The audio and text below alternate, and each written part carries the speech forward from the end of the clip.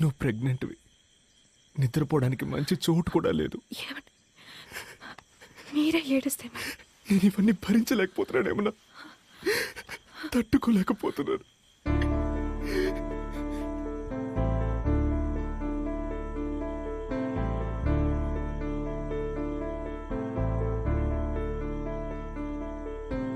ఓడిన లాలి పాడుతాను సోకమెందుకు, రేపు మనది గెలుపు మనది సాగు ముందుకు. కాలం కరిగిపోవు, గుండె గాయం మాసిపోవు, బతుకురాలు పువ్వు కాచేటి మాలి నువ్వు.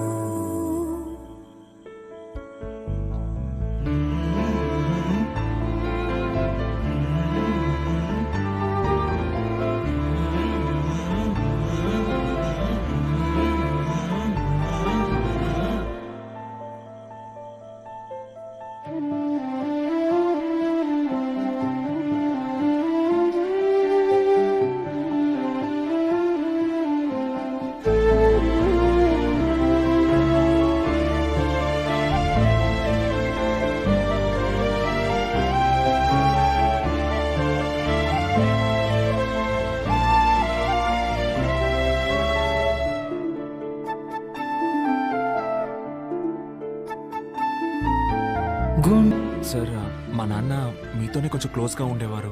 మీతో ఏమైనా చెప్పారా? ఇలా చేసుకోవడానికి ముందు మీకు ఏమైనా చెప్పారా? లేదు భరత్, నాకేం చెప్పలేదు. అంటే ఆ ఫైల్కి సంబంధించి మీతో ఏమైనా చెప్పారా? అలాంటిదేం లేదు.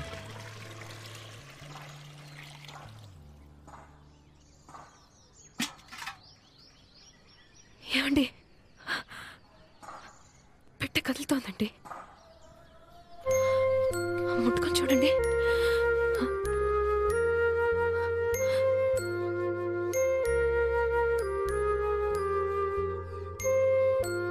నేను చెప్తున్నానని తప్పుగా అనుకోకండి. మన లైఫ్ ఇప్పుడు మొత్తం మారిపోయింది. ముందులా లేదు, నాకు అర్థం అవుతుంది. కానీ అయిపోయిన దాని గురించి ఆలోచిస్తూనే ఉంటే ఎలా? మన చుట్టూ జరిగే చిన్న చిన్న సంతోషాలని మిస్ అయిపోకూడదు కదండి. మా నాన్న ఈ పని ఎందుకు చేశారో నేను తెలుసుకోలేకపోయాను. అసలు ఏం జరిగిందో తెలుసుకోవడానికి ఎంతో మందిని అడిగాను. ఆయన 25 ఏళ్ళు పనిచేసిన ఆఫీస్, ఈ లోకం, ఆయన ఒక దొంగ అనడం విని నా పాటికి నేను నా లైఫ్ చూసుకోలేకపోతున్నానేమన్నా. నా చుట్టూ జరిగే చిన్న చిన్న సంతోషాలను నేను పట్టించుకోలేకపోతున్నా. నీ మనసు బాధపడేలా ప్రవర్తించుంటే నన్ను క్షమించు. లేదండి, నేనా మాట. లేదు, పర్లేదు.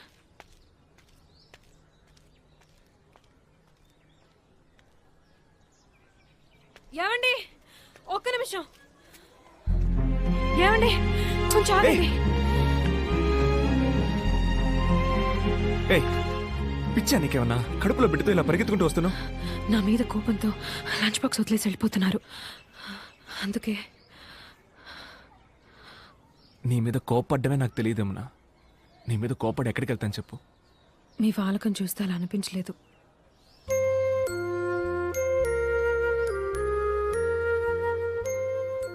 నా చిన్న చిన్న సంతోషాలు మొత్తం నువ్వే యమునా.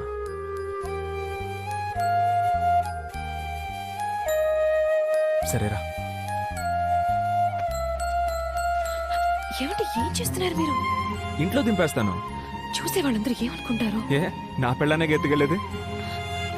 సిగ్గేస్తుందండి.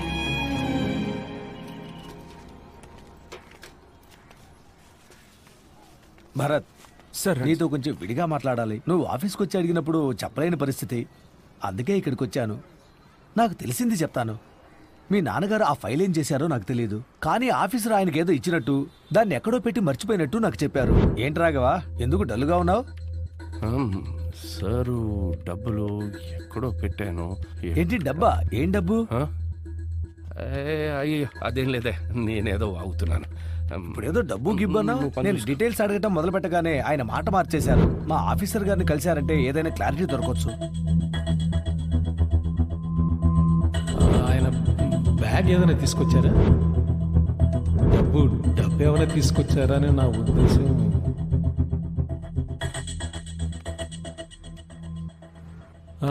కూర్చో. చెప్పు భరత్. సార్, సార్ మీరు మా నాన్నకి డబ్బు ఏమైనా ఇచ్చుంచారా సార్? ఆయన దాన్ని మర్చిపోయి పోగొట్టారా? చెప్పండి సార్, నేను ఎవరితోనూ ఏమీ చెప్పను సార్. దయచేసి మీకు ఏమైనా తెలిస్తే చెప్పండి సార్. 5 కోట్లు. 5 కోట్ల? 5 కోట్లే. అది లేకపోతే ఇంకోటి కట్టండి అయ్యా తొందరగా. హలో ఆ, రాఘవ, మీరు ఒకసారి మా ఇంటికి రాగలరా? ఇప్పుడే. మీ ఇంటికే కదా సార్? అవునండి. ఒక హాఫ్ అన్ అవర్లో రావచ్చా సార్?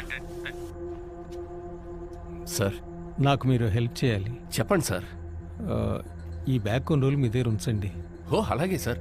ఈ బ్యాగ్లో 5 CR ఉంది. నేను అడిగినప్పుడు ఇస్తే చాలు. సార్ 5 కోట్ల రూపాయలు ఇంత మొత్తం నా దగ్గర. అర్థమవుతోంది, మీరు న్యాయంగానే ఉంటారు, కానీ మీలా నేను ఉండలేను. మీకు ఇది సెట్ అవ్వదు. కానీ రేపు మా ఇంటికి సిబిఐ రైడ్ వస్తున్నట్టు ఇన్ఫర్మేషన్ వచ్చింది. ఈ టైంలో నేను ఎవరిని నమ్మలేని పరిస్థితి. నేను అడిగినప్పుడు ఇస్తే చాలు. అది కాదు సార్. ప్లీజ్ నేను- రాఘవ, మీరు ఈ సాయం చేయకపోతే నన్ను జైల్లో పెడతారు. నా పరువు మర్యాద అన్నీ పోతాయి. నా భార్య బిడ్డలు వీధిన పడాల్సి వస్తుంది. ప్లీజ్ రాఘవ. సరే సార్. 6 నెలల తర్వాత డబ్బు అడిగితే డబ్బేది? సార్ అది మరి అదే ఏంటి రాఘవ? డబ్బు డబ్బు అది ఎక్కడ పెట్టానో తెలియట్లేదు సార్. ఏంటి? ఎక్కడో తెలియలేదా? అదే సార్ మా చెల్లెలు. అది కాదు సార్, అది ఎక్కడో పెట్టాను సార్, కానీ మర్చిపోయాను రాఘవ, సార్. ఏదో గుండు సూది, పెన్సిల్, పర్సు ఇలాంటివి మర్చిపోయి ఉండొచ్చు, కానీ మొత్తం 5 కోట్ల రూపాయలు మర్చిపోయావంటే సార్ అదే నాకేమీ అర్థం కావట్లేదు సార్. నాకు కూడా. నేను మీకు ఇచ్చింది బ్లాక్ మనీ. అది మీకు ఇచ్చినందుకు సాక్ష్యం లేదు. ఇప్పుడు మీరు అది ఎక్కడో పారేశారనడానికి సాక్ష్యం లేదు. అంతేనా? అయ్యో, ఆ డబ్బు నాకు అక్కర్లేదు సార్. అది ఎక్కడ పెట్టాననే గుర్తు రావట్లేదు సార్.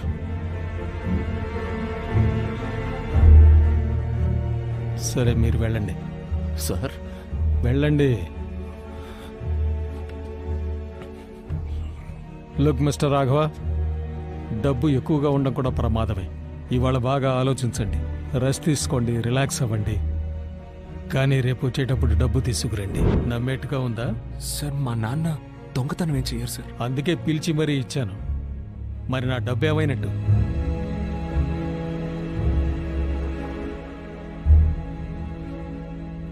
మరి మా నాన్న పోగొట్టారని చెప్పిన ఫైల్?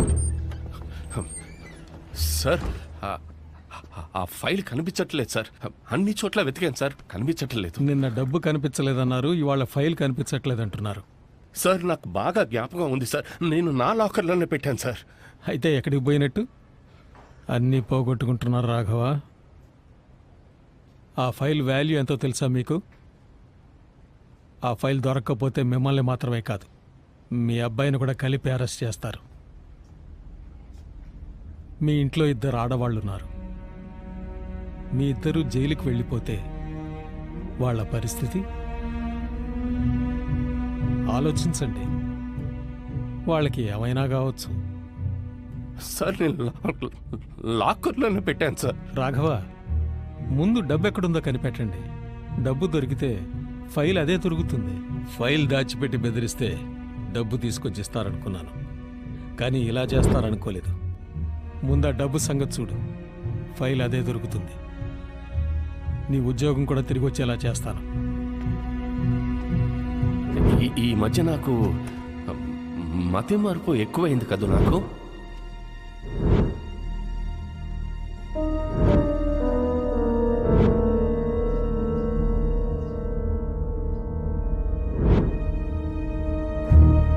నాకేం తెలుసు? ఆయన ఎక్కడో పెట్టి మర్చిపోయారు. నన్ను టార్చర్ పెడితే నాకేం తెలుస్తుంది? ఇప్పుడు ఎందుకు టెన్షన్ అవుతున్నావు? టెన్షన్ ఓకే, ఏం చేయమంటావు? మా నాన్న నీకేమైనా చెప్పారా అనే అడిగాను. ఆయన కొడుకు నువ్వు, నీకే చెప్పకపోతే నాకేం చెప్తారా? బావా, ఏమనుకోకపోతే ఒకటి చెప్తా. మీ నాన్నకి వేరే ఫ్యామిలీ, పిల్లలు ఎవరైనా, వాళ్ళ ప్రాబ్లమ్స్ వాళ్ళని సెటిల్ చేయాలని ఏమైనా? హే, తెలియకపోతే తెలియదని చెప్పు. అది మనిషి అనవసరంగా మాట్లాడుకో. బాగా చెప్తున్నా. మీరు ఫైల్ అమ్మేసి 50 కోట్లు తీసుకున్నారు కదా, రేపు ఆ అబ్బాయి డబ్బుతో వచ్చి ఫైల్ అడిగితే ఆ డబ్బు గురించి ఆలోచిస్తే నాకు మెంటల్ వస్తుందయ్యా. వాడు ముందు డబ్బు తీసుకురాని అప్పుడు చూద్దాం. అడుగుతున్నానని తప్పుగా అనుకోకు. ఆ రోజు వాళ్ళ నాన్న వచ్చి డబ్బు గురించి అడిగారు. ఇవాళ భరత్ కూడా వచ్చి అడిగాడు. ఏం జరుగుతుంది అరవింద్?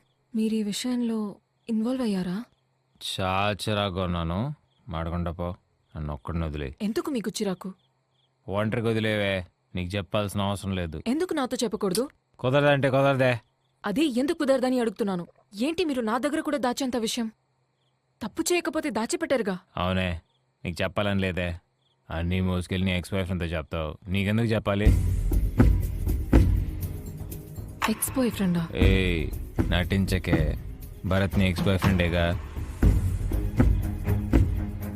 మీకెలా తెలిసింది? మీకెలా తెలుసు అని అడుగుతున్నాను. ఏ మూసుకోవే, అంతా చూసానే. ఆడు నన్ను అవాయిడ్ చేసి నీ వెనకాల తిరగడం చూశాను. ఆడిని ఫాలో చేశాను. నిన్ను చూశాను. నువ్వెంత అందంగా ఉన్నావో చూశాను. లైఫ్లో అన్నీ నాకన్నా అడిగేందుకు బెటర్గా దొరకాలనుకున్నాను. కానీ నేను మిమ్మల్ని విడదలేదు బాబు, మీరే విడిపోయారు. అలాంటప్పుడు నేను చేసుకోకూడదు అనుకున్నాను.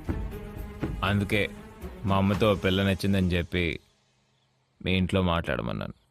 ఇప్పుడు నువ్వు నాకే. నువ్వెందుకు ఇంత హేట్ చేస్తున్నావు భరత్ని? అయితే మరి వాళ్ళ నాన్న డబ్బు? నేనే తీసానే. ఆ డబ్బు నా దగ్గరే ఉంది. ఇప్పుడు ఏం చేయమంటావు అయితే? ఆ? రేయ్, దీంట్లో 5 కోట్ల రూపాయలు ఉన్నాయి. 5 కోట్ల? ఏంటి మావయ్య, ఎక్కడిది డబ్బు? ఇది మా ఆఫీసర్ తప్పుడు దారిలో సంపాదించిన డబ్బట్రా. రేపు ఇన్కమ్ ట్యాక్స్ వాళ్ళు రేటుకు వస్తున్నారని ఇన్ఫర్మేషన్ వచ్చిందట. అందుకే ఈ డబ్బు నాకిచ్చి భద్రంగా కొన్ని రోజులు దాచుంచమని చెప్పాడు. మావయ్య, ఏదైనా ప్రాబ్లం వస్తుందేమో. నీకు ఎలాంటి ప్రాబ్లం రాదా? సరే, ఇక్కడికి ఎందుకు తీసుకొచ్చారు? ఇప్పుడు నేనుంటున్న ఇంటికి ఈ బ్యాగ్ పట్టుకెళ్ళగలనా చెప్పు? పైగా పోయిన వారమే పక్కింట్లో దొంగలు పడి నగలు పోయాయి. అందుకే సేఫ్ గా ఉంటుందని ఇక్కడ తీసుకొచ్చాను.